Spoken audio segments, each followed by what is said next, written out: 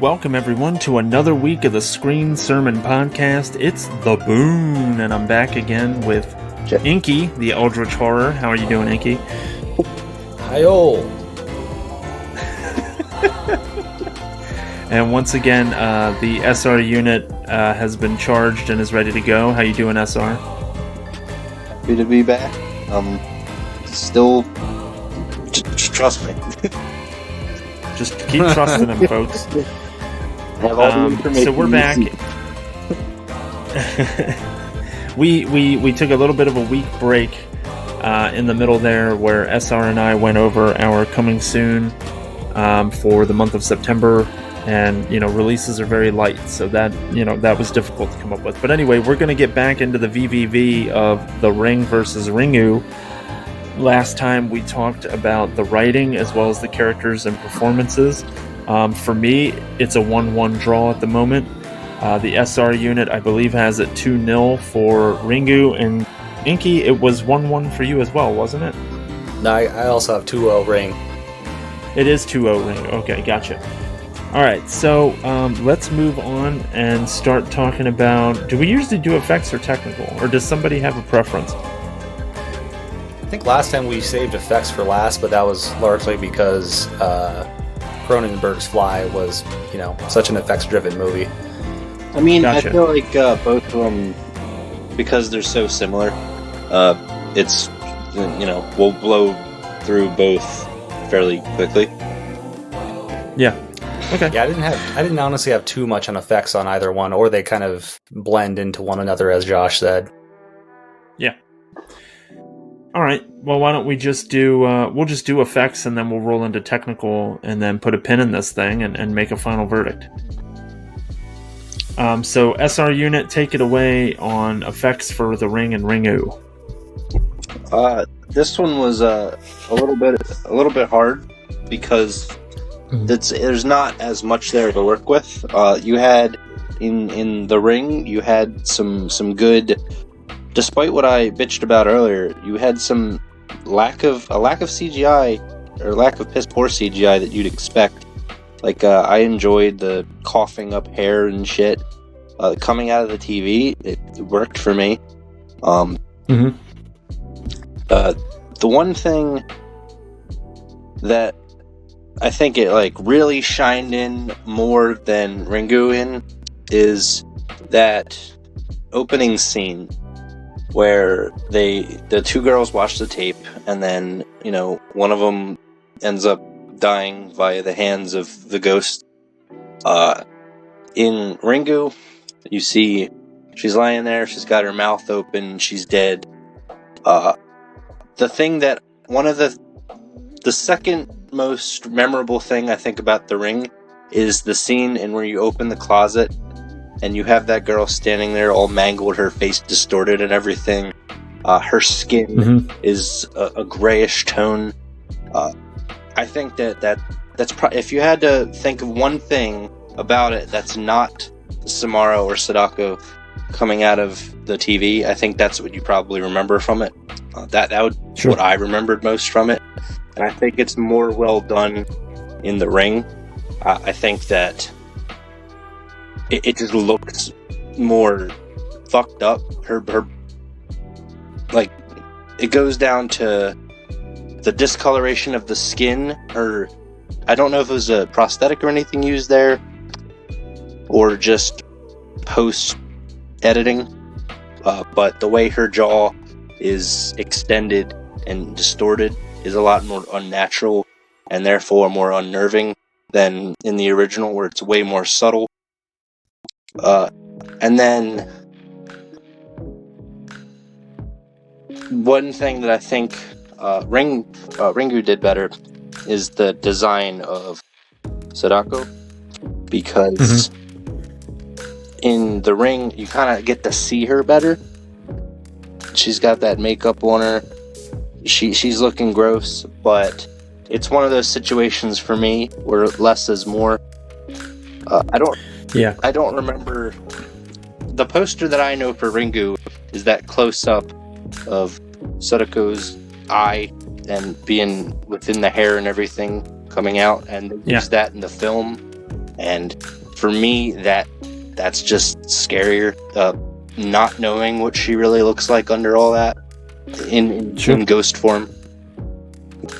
After coming out of the TV, she looked, the way her eyes are like fucking bloodshot, looking down. It's her skin is a jaundiced yellow. That does it for me way more than her looking more zombified. I also prefer in Ringu when they find her at the bottom of the well. I like that rotten corpse they have there, all bloody and shit. They start pulling up hair and then it falls off her skeleton and everything. I think I like that more, but because of mainly because of what's memorable about both of them, particularly that opening scene, I might throw The Ring a bone and say that I prefer that one, just because, you know, that's one of the main stills that you'll see from the movie. Definitely. So yeah, I think I'd finally put a point in The Ring and give her that, because just how fucked up that was. Like, and especially, and I know it's bizarre that I've compared this to Scream so much, but they're very similar in the way they've changed the horror industry. Like, Scream made everything meta, and The Ring was like, alright, let's start importing shit from Japan, like The Grudge and Dark Water and all that shit. Yeah. They both changed the game in a way, and I feel like that first opening scene sort of sets the vibe for the movie really well, and I feel like it was done better in The Ring.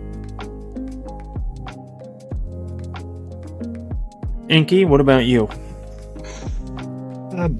Honestly, I mirror a lot of what Josh said. I think that opening makeup that we see on the first victim in The Ring was just much more garish, grotesque, terrifying. Although I do give a lot of points, as you also mentioned, Josh, when we see the kind of disintegration of what's left of our ghost girl, just actually watching like real things come off like a skull. Well, not real, obviously, but you know, physical effects. The way it like kind of comes off her skull, and then green shit comes out of her eye sockets, which was gross and awesome. But that was actually like, that exact scene in The Ring was the one part of the CGI that I felt like was a little bit dated. The way that Samara kind of falls apart in Rachel's hands. Otherwise, I thought the CGI in The Ring mostly holds up very well. And again, I think it takes somebody who knows how to use relatively new, and granted, CGI had been around for a while by this point, but it was still developing at such a rate. Because you see a lot of other movies around this time, and boy, it does not hold up. It just looks like like awful cutscenes from a PlayStation 1 game. But I thought Verbinski and company really knew how to incorporate CGI into this movie and really use it to great effect, you know? Namely, again, that the whole crawling out of the television works in both for me. Yeah. But I think just like the use of like having the TV already sweating right before she comes out was a really nice touch. And again, just the overall use of water in The Ring was really awesome. You know, and like I said, it was like, it's Seattle, so there's just water. But the way it leaks through and that it's just a little bit more oppressive in that way was a really nice effect. And Ring, I like I said, there's nothing really wrong with the effects. I just didn't find that there was as much to chew on in it, you know? Yeah. And again, it's a little unfair, these last two categories, as you mentioned up top of the first episode, what a difference in budget there are here. But I also have to go with The Ring just for the sheer, I think, just amount of effects work, you know? Yeah. And also, like I say, all but that one little piece where we see Samara fall apart really holds up for me, which is not something you can say too much about movies from, hell, even 10 years ago in terms of CGI, let alone 20. So sure, I'm also giving this one to The Ring. I think I'm on the same... as we've all stated, I mean, you can see where the budget had to go, you know, for both of these films. Katie's face in the beginning. I can say this. Ellie made a bunch of really fun questions that we covered earlier on, and that was a good time. She still would not look at the screen during the Katie's face reveal part. Really? And I think that's still a pretty powerful indicator. Like, that makeup was really well done, and it was very haunting imagery. You don't get the same vibe out of Ringu, where essentially they just kind of do a rictus grin, like their faces is stuck in a fear, in a fear expression, and like they'll do they'll show you like the negative image, through the camera and stuff like that. They'll give you the negative, and that's the effect that they can give you on $1.2 million budget or something. Yeah, I mean, there's some things in Ringu that pop up that are a little problematic, like when Sadako gets hit over the head with a bit of wood before she gets tossed down the well. They give you that really cartoony thwack sound. I love that, dude.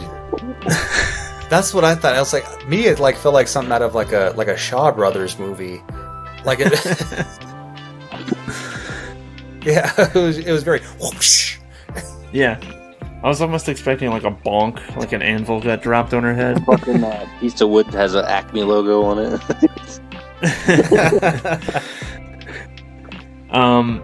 And then like I've pointed out before, I thought the presentation of Samara was great in both films, but to different levels. I think before Samara comes out of the television in Ringu is incredible. I think that the performance of the Kabuki actress is amazing. And then when she comes out, it loses a little bit of its luster. But then the final reveal I also preferred, because I thought, so it's funny, less is more, right, in the reveal of our villain. However, less for me was not more with Katie. I wanted to see her face get all fucked up. Like, that was, that is the memorable thing that sticks out. But then on the flip side, you have Samara, where, when she's walking from the well, it's fine, and like she does the glitchy video thing where she's closer to you. But when she actually crawls out of the screen, it's pretty haunting stuff. All the way up to, she does the thing where she like phases forward and Noah falls off of a higher, what do I want to say? It's like a higher part of the floor that then leads down to where he's got some shelving or something, and there's no railings there, which seems really unsafe. But Samara's scared. It's an OSHA nightmare in there. But that's the true horror of the ring. So when Samara phases forward a few feet or something like that, scares the shit out of Noah. He falls back into a big shelving unit full of equipment and all this other stuff. And all of that stuff is done really well and effectively, and she's very scary. And then they do the thing where her hair parts just enough that you can see her, and I do not dig the Samara makeup. There's something about, I like the way her arms and stuff look, like she's very, she looks like and waterlogged. She looks like she's been in the water for years, for sure. There's something about the face, though. It looks to me like old lady makeup. And it just completely ruins it for me. Like, I don't need to see the face. It could be the little cracks and crevices in the skin. Yeah. And I feel like they tried to do this like very furrowed brow for her because she's angry. She's always angry. She's like the Hulk. If the Hulk were a ghost. And a little girl. But to me, right? 4 feet tall. But to me, it just reads as like she's a little granny, and it immediately kind of spoils it for me. But if we're talking about it as an overall, which we are, there are certain things that Ringu definitely does better. But overall, I think the effects in the ring are better. I think that the technology is just different. They had the money to spend. I'm sure there's other things that I'm not even thinking about from an effects standpoint that I really like. I mean, silly things like, like them throwing the ring image in like subliminally between like hard cuts and stuff like that. I like that they threw those things in there. Just this constant, like you said earlier about how we're as audience members along for the ride as well, because we watch the tape technically too. So the fact that we're seeing the ring throughout the course of the film, I thought was effective, especially with the tagline, before you die, you see the ring. And it's like, well, it keeps cropping up. I keep seeing it. So, I guess I am involved. But I thought that the effects that they did in the ring were more effective. And so the point goes to the ring there. So I got it at 2-1 for the ring at the moment. And then we can roll straight into technical and then give our final verdict after that. So, SR, you want to take over for technical? So, one thing that is pivotal in both of these films, and is done well in both of these films, is sound design. It can make things as simple as the call of a telephone or the flipping one of a TV. It can make them, terrifying. I prefer Ringu in that aspect, just because I think it does it a little bit better in terms of sound. I prefer the phone call and just screeching rather than the whispered 7 days. Because it's the same issue I brought up a couple times where I don't need it spoon-fed to me. I can figure this shit out on my own.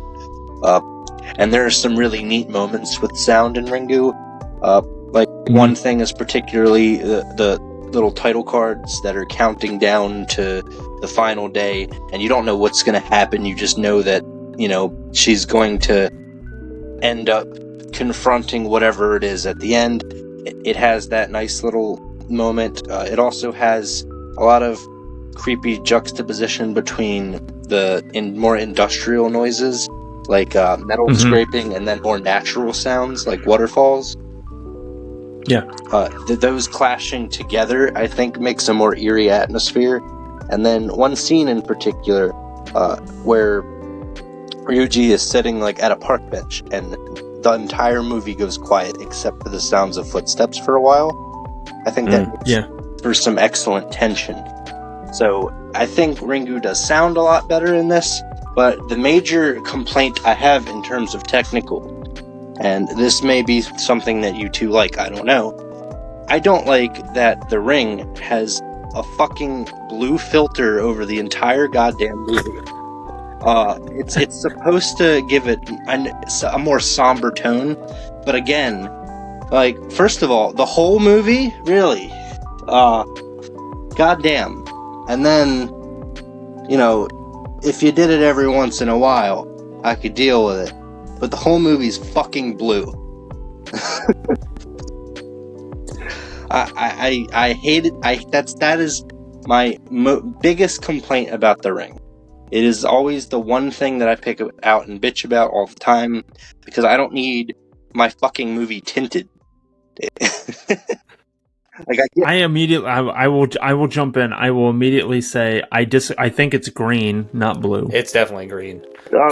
And maybe I'm colorblind. And what I got, green and blue are the ones I have the most arguments about, by the way. So Josh could also be right. I saw it as green, and from what I read, it was put in place that way intentionally to evoke feelings of things being unnatural or sickly. Which I feel like they kind of touched upon when she has the meeting with the doctor on the island, and she specifically references when you live on an island, when somebody gets a cold, it's everybody's cold. Right. I get what they're going for, but I think it could do way better without that. Ringu was, by contrast, way more colorful, but it didn't have any problems with, even though I'd argue it had a more suspenseful and tension-building tone, despite its more colorful, the entire duration of it not having that shit. It just feels like, I don't know, maybe sort of like a cop-out. You can set a tone without having that color grading. It doesn't need to be there. I don't like watching a movie that's all one color. So It's like watching a Kane match in '97. what? I said it's like watching a Kane match in Right, '97. Oh, that Kane. All the ring lights are red. I Okay. don't need my entire fucking movie to be a Sin Cara match. Right. More modern example. You You're said right. Kane. I was thinking of the object Kane, not the person. So I was thinking of like Sandman. I'm like, what's the color with Sandman's cane? I'm focused with the Bible. But yeah, These are all reasonable things to do when I just drop the word Kane without explaining what the hell I'm talking about. I was thinking of Raising Canes. I thought we were having chicken after this. it doesn't exist here, I don't think. Oh, my bad. We got We just got it a couple years ago, so it's all the rage. shout out to Royal Farms. Fuck that. Loaf and jug in the house. I think that's much like a lot of things, it comes down to personal preference. Because I heard people's opinions on that being like, oh no, I like the fact that it does that because of X and Y, but it's my biggest pet peeve with the movie because they could have went a different route with it, and they could have foregoed doing that altogether, and I think they would have been fine. I don't think it was necessary. I think it made a lot. I think it suffered as a result. Nothing popped. Everything was monotone. The fucking movie was like it's like watching child acting.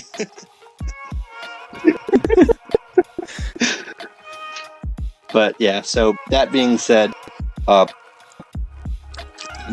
in itself causes me to put another point in the Ringu box because they both are excellent in sound. One does it a smidge better, but then that stupid goddamn filter makes it pretty easy to give my technical point to Ringu. Gotcha.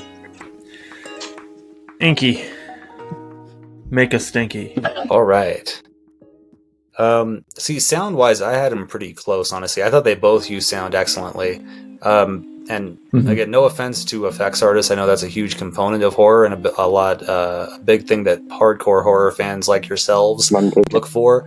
But to me, sound is always the most important technical aspect in a horror film. Okay, sometimes. It's the part. Okay, I should say it this way. And again, I don't think I'm alone here. But like, nothing scares me more in a horror movie than the use of sound. But so yeah, pretty close race on that between these two. I'm on the far opposite end as far as the green in the Ring in the American version of it. I really enjoy that. I mean, it gets a little bit much by the time they get to like the area near the well, and there's the hill with the tree on it. By that point, I was like, I fucking get it. Okay. Yeah. And the other is a weird take. You mentioned the sickly thing, Boon, but and again, this is just purely because I happen to live like 3 hours south of there. But like, okay, yes, it's the Northwest, so yeah, it's raining all the time and everything's green. Because of all the goddamn rain, you know what I mean? Like, just shit grows everywhere. You have like berries and vegetables that you didn't even plant growing in your backyard, you know? So that was the other part. And honestly, color is another, like, one of my favorite things in movies in general, use of color. So that can be like a black and white. That can be something like the Technicolor you get like back in the day of Wizard of Oz. I think this is something that came up on the Fly episode, actually, because I really love the color, the look in the original Fly there. Yeah. So, yeah, cinematography wise, I think, yeah, compositionally and the use of color, I give a lot of credit to the Ring. As far as Ring or Ringu, I really like the way they were able to use those smaller spaces. And again, it could have just been a matter of necessity, but they found a lot of cool compositions, like shooting through certain things and coming around little corners. A lot of nice little like kind of pans and zooms, very like light ones, you know what I mean? Like some of those that like Spielberg likes to use. So I really appreciate that a lot in Ring as well. And again, this is maybe more of a holistic thing than technical, but I feel like the Ring, somebody kind of came up with like, here's the blueprint for horror movies. We need this scene, that scene, this scene, these scares, these moments with sound, music, etc. And they kind of just grafted the story of Ring onto that, or vice versa, which I found really effective. There's a descriptor, I forget the name of the guy, he was on the show Shockwaves back in the day, and he would call him like a roller coaster ride kind of horror movie. This one definitely feels that way to me. In a lot of ways, like the first It movie was, of the newer It's, you know. And I will say, I mean, maybe that's a little bit more mainstream horror. Maybe I'm a bit more of a simp when it comes to my horror, but I really enjoy that shit. Like, I like to just give me everything, man. Take me on a fucking ride. And so, again, that's more of a, and what do we call them, a variable, you know, kind of the last category or the non-category.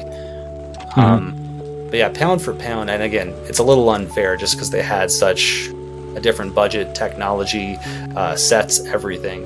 I feel like The Ring was just a little bit superior in that way, but I give a lot of credit to the filmmakers of Ring for making what they did on the budget that they have. So that being said, I'm now giving this point to The Ring. And then, so I kind of look at things similarly as well. So the green, I thought the green filter that they put over everything, especially when I looked into it, and the sickly, unnatural feel that it was supposed to evoke, maybe ethereal, I could get behind that. But sickly, when I think of green, I think of like trees and grass and stuff and vitality. So I think it's the opposite. Yeah. I could certainly see things as like maybe overgrowth, you know, because obviously you can have weeds that overtake a yard and things like that. If things are not controlled, they can take over. So there's a certain level of oppression that kind of comes with it that I was feeling. But yeah, I don't think that it really affected my viewing experience. I too thought that the sound design specifically in The Ring was very effective.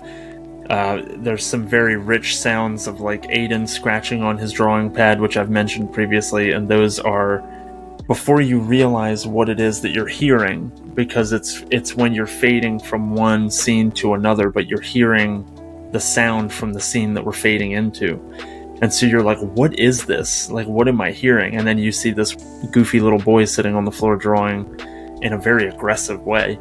But it's just, there's these little things like that that are very unnerving and kind of take you out of your comfort zone.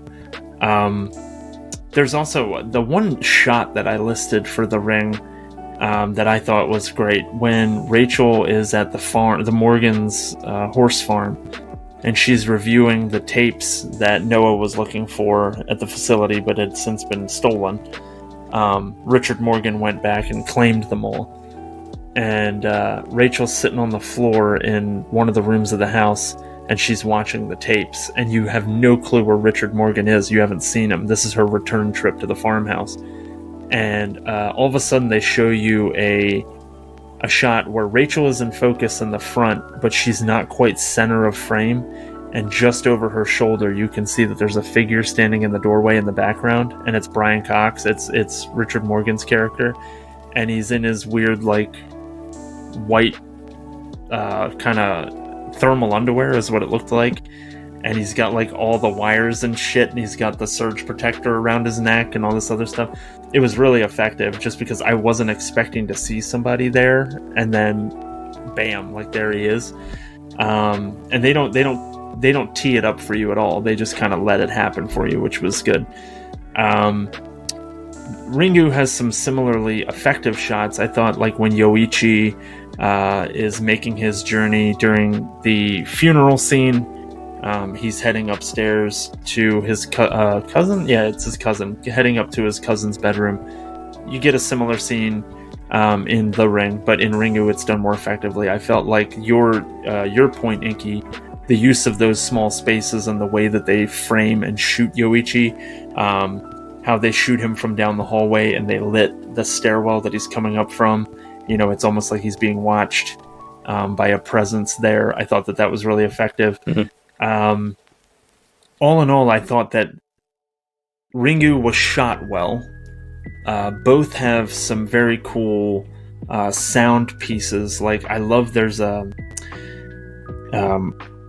the sound of like the feeling that time is of the essence is definitely there in Ringu more than the Ring, and I think the runtime has a lot to do with that, and so of course the writing had to kind of reflect it.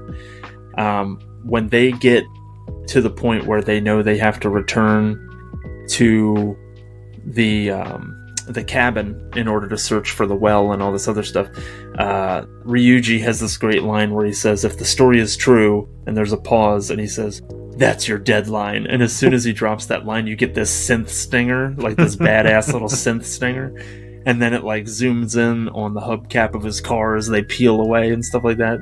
Really cool. And they bring that sound back later when they're bailing the water out of the well during another tense moment. So there's some effective uses of sound in both films. I think Ringu has a bit better because they have to get creative with their shot selection and how they choose to do things because of their budgetary constraints. And then when you break things down, like if we're talking about technical stuff, at the end of the day, these movies are about a videotape, right? Which videotape did I think was scarier? I think the videotape in Ringu was scarier. I'm glad you mentioned that. I realized I left that out. I agree with you totally. Yeah, me too. It wasn't as SR Unit has brought up multiple times. It didn't beat you over the head with horror elements. It was just showing you some creepy shit and some stuff that you don't quite understand, but there seems to be a purpose behind it. In the one from The Ring, there was some stuff in that video where it's like they literally just put that in there because it's weird and creepy. Yeah, it looked like a fucking Bray Wyatt nothing to do with package. Yeah. Well, and that's what I thought too when Noah says in that, he's like, oh, it's very student film. I'm like, what fucking student? Like, is his dad a billionaire? That's a very high priced short film right there. And I also thought like to your point too, like I thought the Ringu one it felt a little bit more otherworldly. Like it felt like something you might find at the side of the road and be like, what the fuck is this? What did I Ring, find? you'd feel like, what is this? Like, are they filming me now that I'm watching this? Did I just win something? And you look at it from the perspective as if you just found like a unmarked videotape. Let's say you went to Blockbuster and you went to fucking rent a movie and it had some other random shit in it. You plop it in. Which one would scare you more? And I would say the one from Ringu. You'd be like, what the fuck? Yeah. Yeah. I'd feel like I came upon something I was definitely not supposed to find. Which, speaking of, offhand, a little bit off topic, but like, have you guys ever found random videotapes back when you had VCRs? I don't think so. No? I did because my father had, and maybe Boon, I don't know if he left some, my father had this big-ass trash bag full of videotapes from recording wrestling pay-per-views. Nice. And occasionally, you know, they weren't all labeled, so you'd plop one in and you wouldn't know what you're getting. So I didn't have anything that was like a movie I didn't recognize, but there would be times where I just have this random video and I'm like, alright, what's this? And it's a random fucking episode of SmackDown from 2003. And that was pretty much my introduction to not pro wrestling, but my introduction to like watching it. Because I've always been a fan of it, but I didn't start watching like the weekly show until I started watching those random VHS tapes that just had random episodes of SmackDown and Raw in it. So it's sort of like finding a hidden treasure almost, something to look forward to. You're like, oh boy, can't wait to see what's on this motherfucker. And so you just got random episodes of wrestling and then fully taped episodes of Burn Notice that I'd skip over. Smart man. Take that, Jay. But yeah, I was going to say... I don't recall ever finding like a random video like that, though. It's a really weird experience if you ever had, because our other buddy Josh, our man in California, Josh, he used to work at a grocery store and he would be outside a lot and people would just leave stuff by the dumpster and he would just find it because he's a very scavengy guy. And he found this whole like box of tapes and he brought it over to our other buddy's apartment and everything. And most of it was porn, which go figure. Somebody was just like purging their porn collection, I guess. But then we popped one, and we just kind of like perused it, like, watched a few minutes of 2, and then like the third one that we put in, it was like a wedding video. Then we all started getting very creeped out. Yeah, this is wrong. Kidding. Like, why are we watching somebody else's wedding? This feels like super pervy. Wedding. Yeah, very much more pervy than watching porn. Together. Yeah, we're jerking off to it though.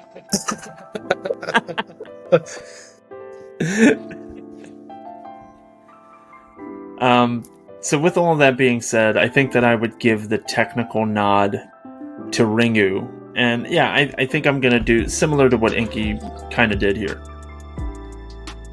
For me, it's 2-2. Technical aspects and then characters and performances, I like Ringu. The overall writing and then the effects department, I like The Ring. So really, like, how do I make a recommendation between the two? In my opinion, you really can't, because they are so similar that you really can't go wrong with watching either film. I think it really just does boil down to a personal choice, and I think I can give you 2. If you don't have as much time, watch Ringu, right? Because the runtime is shorter. It's a more condensed version of the same film. Or the same story, basically. There's not a lot of fluff in there. It's literally just balls to the wall, a race against time story. However, because of my own personal experience with it, I saw the shit in theaters. I was there kind of at this moment in horror movie time where it's like everything kind of turned around, and now we started looking at J-horror, we started looking at ghost stories more, because shortly after this, we're going to start getting into the Insidious films. We're going to start getting into the Conjuring films. This is all going to come out of this thing where it's like, it's not about people getting cut up anymore. It's about ghosts scaring us.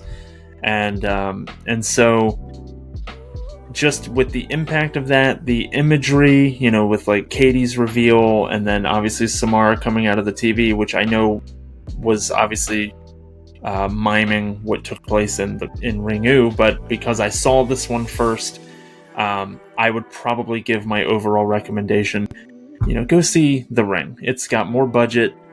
It's got, it's got more of what you're looking for when you're looking into this story. It's got more of it available to you. So even though I think some of the themes and the reasonings behind, like, your main villains, or villain, I guess, Sadako, Samara, the thrust behind why these things are happening is so much better explained in Ringu. I think the overall package, I would say, go for The Ring. So what's the final tally then? Well, I did put an intangible. Okay. An extra fuck around bonus point to give to whatever the fuck. While it's the official title, right? Yeah. Yes. Trust me. There's so much about Ringu that I like. I like that both of these films put side by side, contrasted with each other pretty well. Where Ringu, the motivations of the villain are more nurture, and The Ring, they're more nature.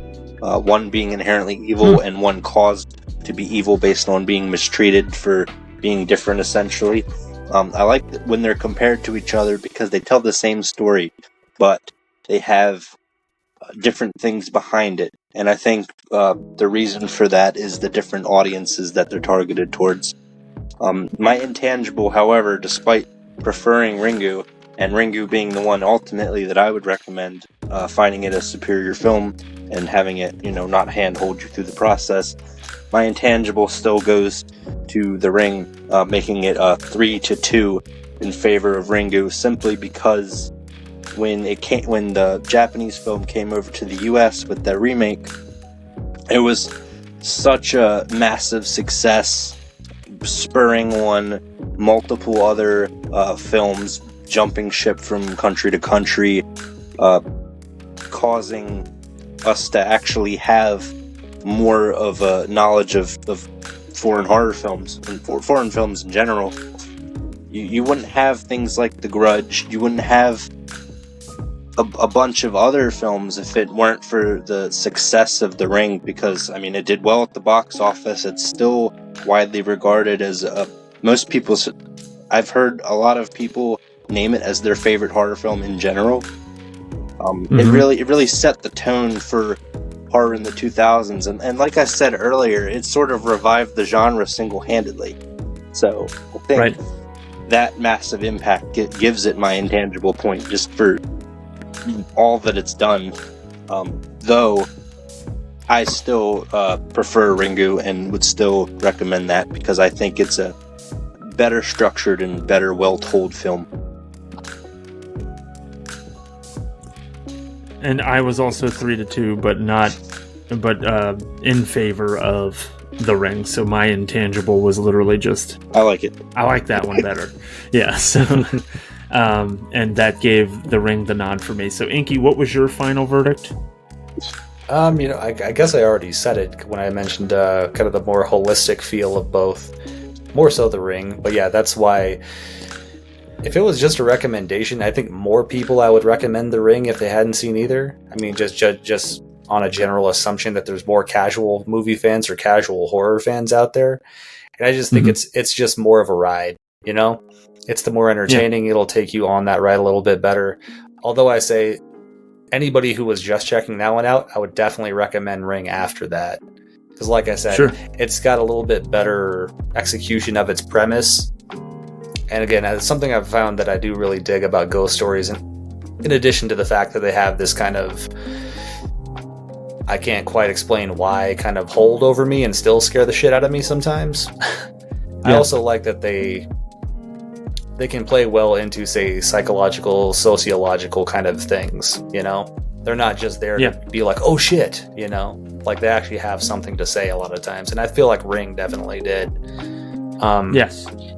But overall, as I said before, holistically, I think The Ring, American Ring, is just packs more of a punch overall. So I'm going with The Ring.